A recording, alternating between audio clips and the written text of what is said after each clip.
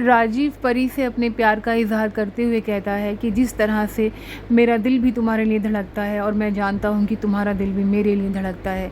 तो राजीव की ये बात सुनकर परी हैरान हो जाती है और वो राजीव का फेस देखने लगती है।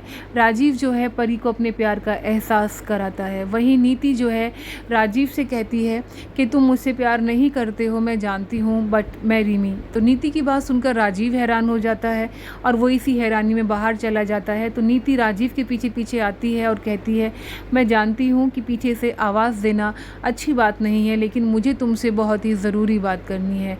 तो नीति की ये बात सुनकर राजीव कहता है, बहुत ज़रूरी है क्या? तो नीति कहती है, हाँ बहुत बहुत ज़रूरी बात है। मैं जानती हूँ कि मैं तुम्हारे लिए इम्पोर्टेंट नहीं हूँ और ना ही मैं तुम्हारे लिए मैटर करती हूँ, बट फिर भी मुझे तुमसे बहुत ज़रूरी बात करनी है।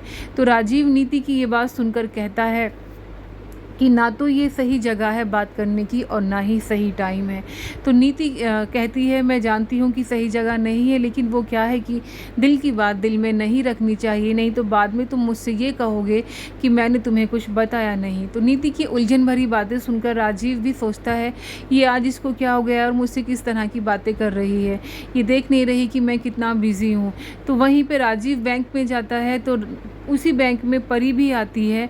तो बैंक मैनेजर से राजीव बात कर रहा होता है। तो बैंक मैनेजर राजीव से पूछते हैं कि आपका पहले भी कोई अकाउंट था सर यहाँ पे?